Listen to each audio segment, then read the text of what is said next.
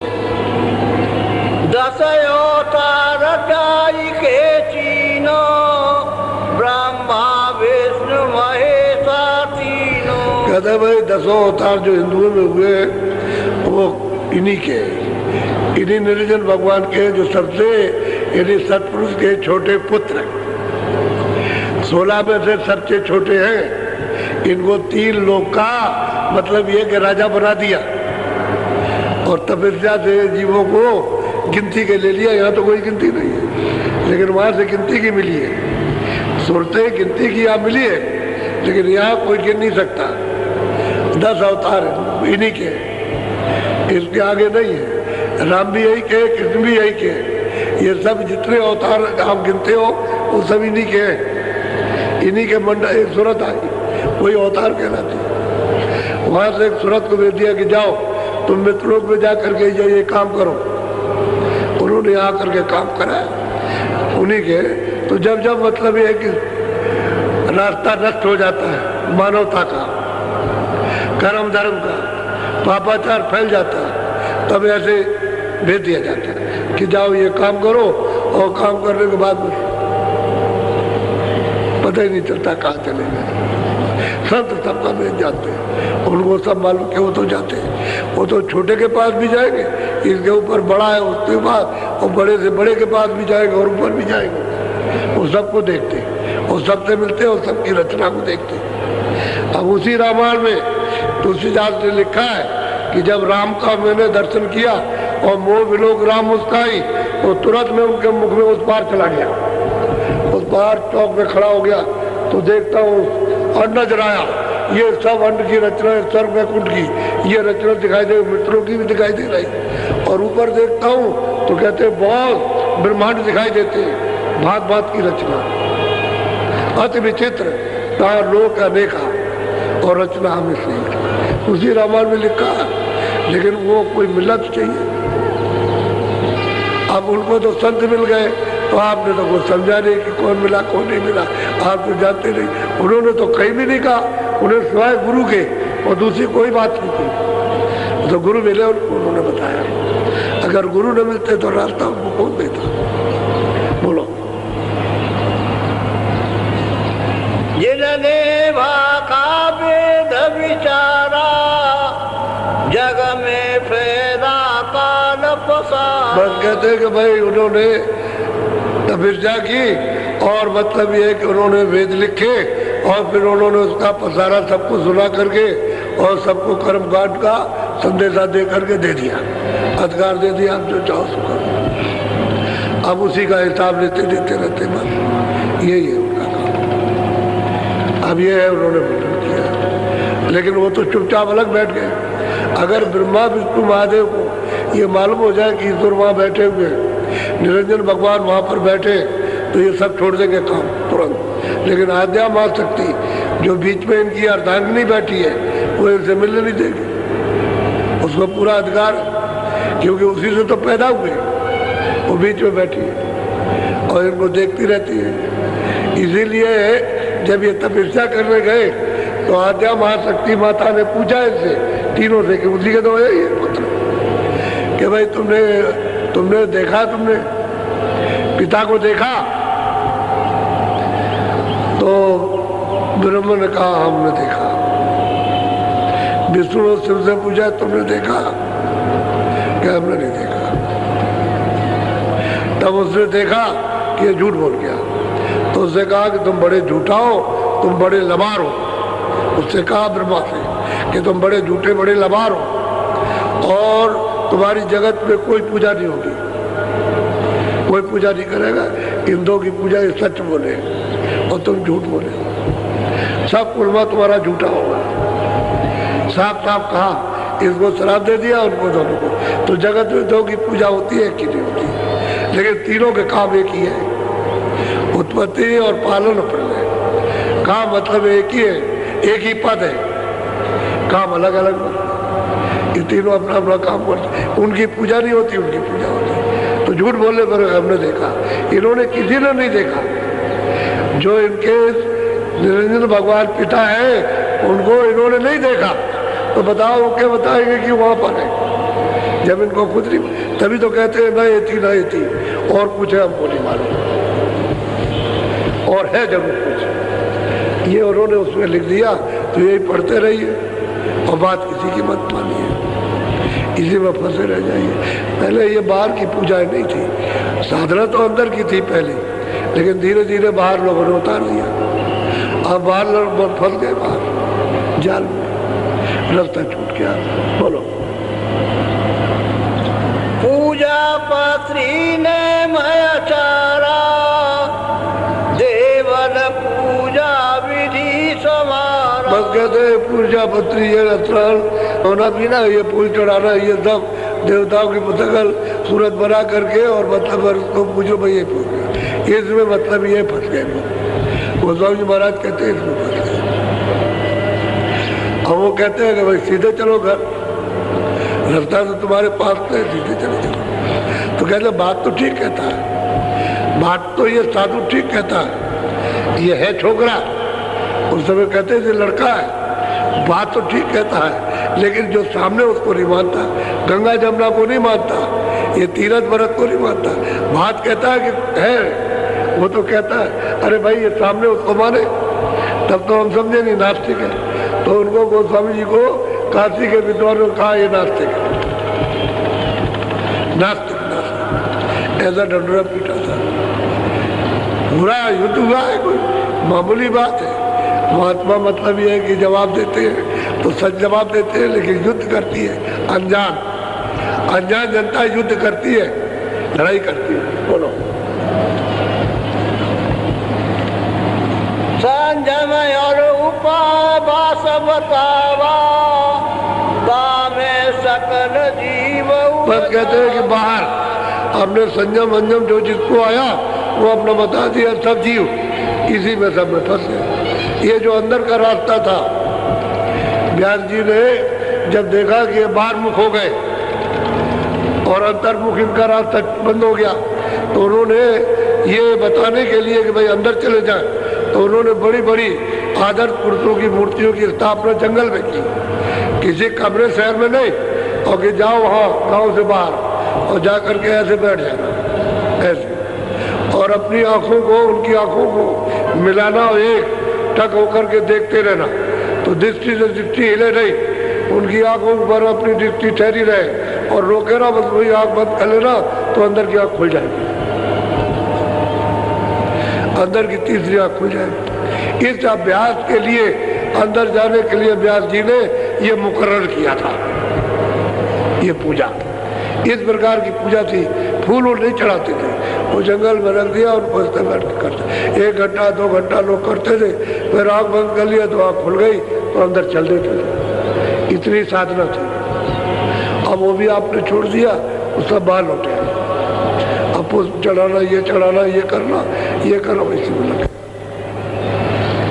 अरे किसी पुरुष की कोई चीज़ देखो तो उसको अगर है तो आप उसको देख लो, जो ओरिजिनल है, जो तस्वीर है उसको देखिए आप।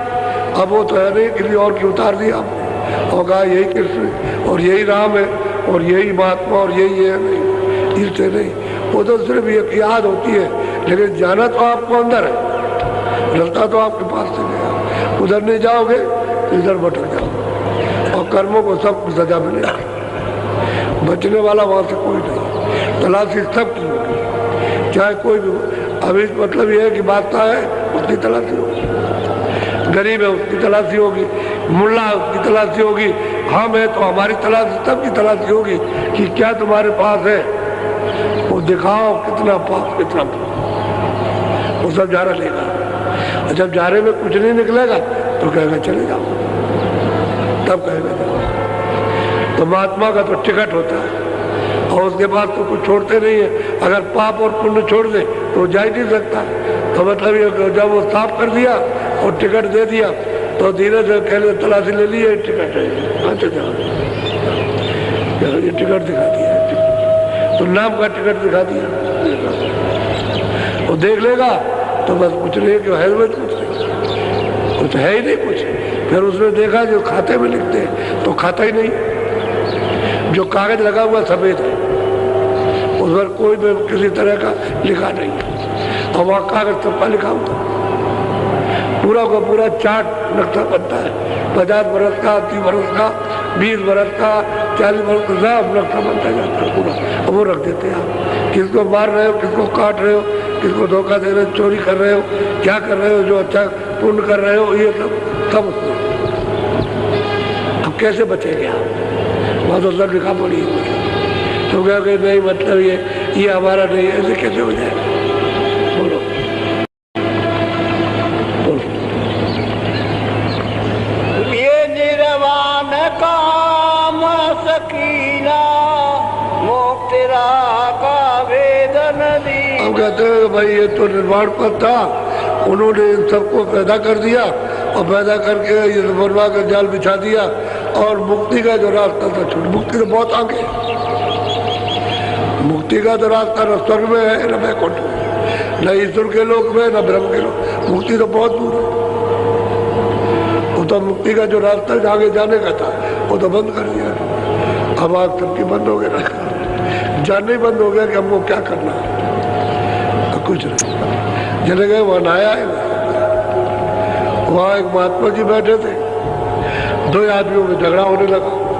वो सामने बैठे थे, इधर नहा रहा था, एक जो है छोटा आदमी इधर नहा रहा था, बड़ा आदमी उधर। तो उसने कपड़ा मारा पानी में, तो उसकी छिट चली गई, उस पर बसवाया और मारना शुरू कर दिया। मार के बाहर पानी से ले आया। तो महात्मा बैठे थे, क्या बात है, क्यों लड़ाई होने लगी? कह लगे इसने हमको अछूत कर दिया, ये भंगी था, इसे हम मतलब हमको अब अछूत कर दिया। तो काहे ने अछूत किया? कह लगे कि गंगा की बूंद हमारे ऊपर गिरी। तो गंगा का जल क्या है? कह लगे तो शुद्ध है। तो इतना ही नहीं, अरे भाई गंगा का जल शुद्ध है तो अशुद्ध क्या चीज पड़ी?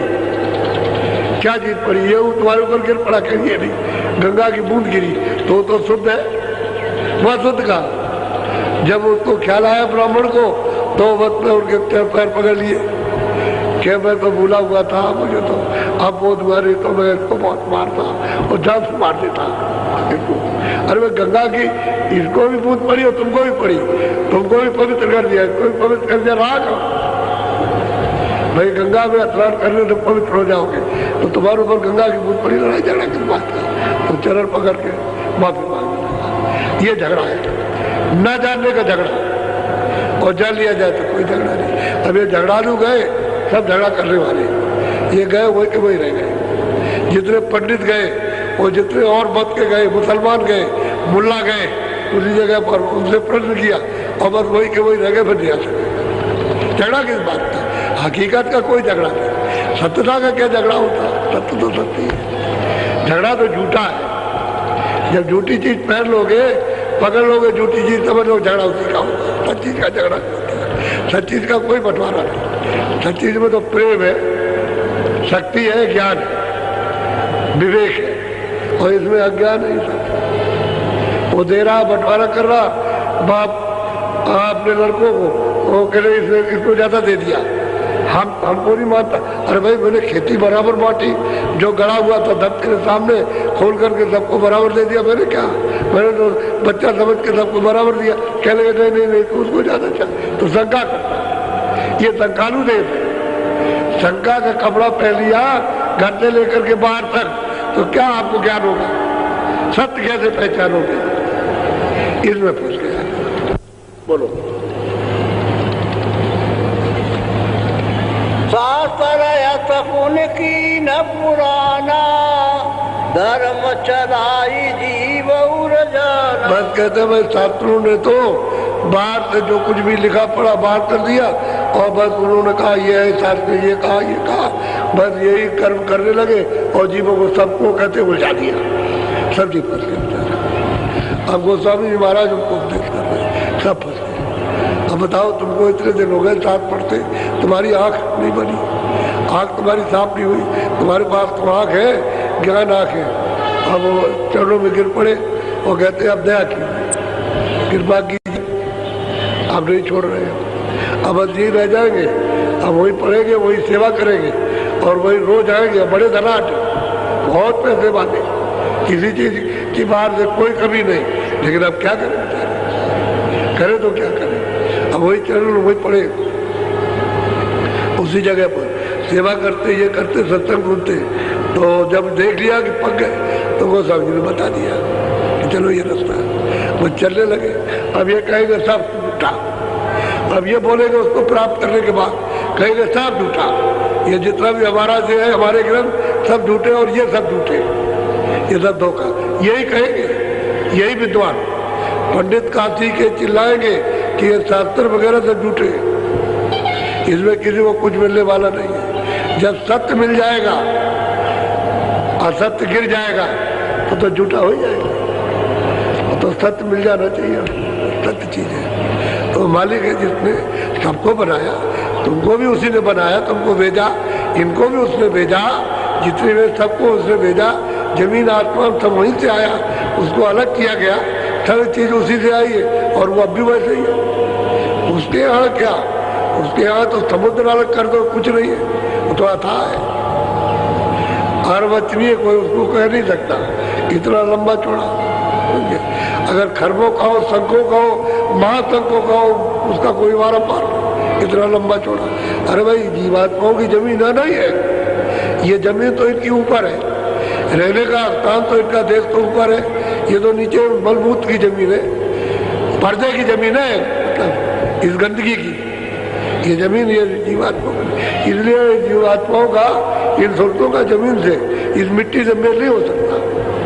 और मिट्टी में आपस है, जड़ चेतन ग्रंथ पड़ गई, जड़ के साथ चेतन की गांठ बंध गई। अब यद्यप बिल्कुल झूठी है, लेकिन आप कैसे खोल सकते हो जब तक महात्मा न मिले? महापुरुष मिलेगा तब मिलेगा, आप नहीं खोल सकते। सब कुछ है लेकिन तुमको होश ही नहीं आता, इतने आप इसमें फंस गए हो, उलझ गए हो कि वहाँ होश ही नहीं आता एकदम से। तुम शक्तिहीन हो गए, ज्ञानहीन हो गए, जब बुद्धि नष्ट हो गई, मन मैला हो गया, सब गंदगी आ गई। अब क्या कर रहे हैं? सो गए, कोई आदमी सो रहा, अभी नहीं कि आने वाला है, वो आवाज देगा, वो जड़ गिरोगे, शरीर सब टूट जाएगा, देर नहीं लगेगी, 1 सेकंड का भी काम नहीं है। जो उसने वहां से आवाज दी कि समय पूरा हो गया, मैं आ रहा हूँ, बुद्धि पागल, आप बोल नहीं सकते, देर से कहा गया, क्या हो गया, क्या हो गया, बोलो। ये सब वेद काम जानी, यह विधि जैन धर्म निर्वाणी। अब गोस्वामी महाराज इनको समझा रहे तो कह रहे के बीच में कि अब मैं सब समझ गया कि हमारे धर्म में जो कुछ भी है सब पोल है, पोल है, पोल पोल है, जो कुछ मिलेगा नहीं। साथ साथ यही देनी कहने लगे, जो सबसे आगे अगुआ काटते वो पीछे हो गए और सब जान गए, और वो वैसे ही रह गए बेचारे, क्या करें। अब इनकी देवियां इनसे भी तेज निकलेगी, जो ये जैन मत की है वो भी इन्हीं के पास गिरेगी आकर के, और वो इनसे भी तेज जाएगी और उसको प्राप्त कर लेगी, उसी अनामी पुरुष को, उसको पालेगी, ऐसी तेज रहेंगी।